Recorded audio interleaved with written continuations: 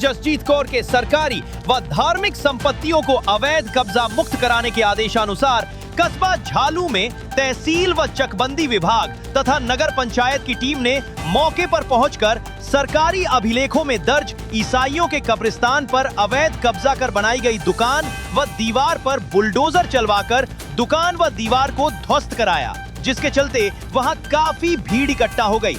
Team का नेतृत्व कर रहे चकबंदी लेखपाल सेवाराम ने जानकारी देते हुए बताया कि पूर्व में कई बार अवैध कब्जा हटाने को नोटिस चस्पा किए गए और मौखिक भी कहा गया, लेकिन बार बार सरकारी आदेशों की अवहेलना की गई। इस संबंध में डीएम के आदेश पर यह कार्रवाई अमल में लाई गई है। फिलहाल मौके पर शांति व्यवस्था बनी हुई है।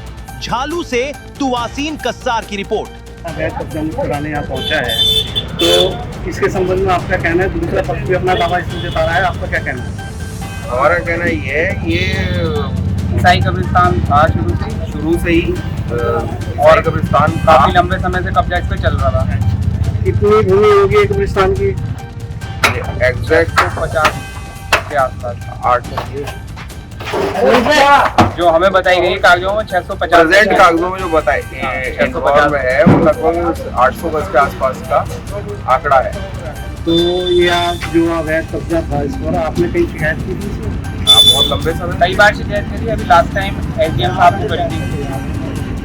नहीं, आपके पास कागज वगैरह है आपके पास जमीन के? कब्रिस्तान के जो है कागज नहीं होते, एक क्या कहते हैं समुदाय की संपत्ति होती है। दूसरा समुदाय तो अपने कागज दिखा रहा है। संस्था की संपत्ति है। उस संस्था के तहत ये जो जगह है वो ईसाई समाज की है, कब्रिस्तान की जगह है। तहसील कागजों में आपने एसडीएम साहब का किस बेस पे आपत्ति करी है? कब्रिस्तान की जमीन पे ये जो भूखंड बना रखा है और ये अनैतिक कब्जा नहीं, कोई कागज आपके पास नहीं, कुछ आप इस कैसे संपत्ति बता सकते हैं? आप उसकी चर्च की संपत्ति कैसे बताते हो? कुछ लिखित में नहीं, कुछ नहीं, आपको कैसे बताओगे? कब्रिस्तान की किसी के पास आप में से पेपर सब लोगों के पास है नहीं, जिनके कब्रिस्तान सब लोगों के पास अपने कागज है, वो उस पेपर को दूसरे पक्ष अपने कागज दिखा रहे हैं, आप दिखाइए। है ना, कब्रिस्तान के सबके कागज होते हैं, लिखित बैनामा होता है उसका। तो कब्रिस्तान का बैनामा इसका क्या कहते हैं कमेटी होती है, बजट के अंदर कब्रिस्तान लिखा हुआ, तहसील के अंदर लिखा हुआ है। कुछ सरकारी संपत्ति वगैरह बता रहे हो तो कोई कागज तो होना चाहिए था ना। तहसील के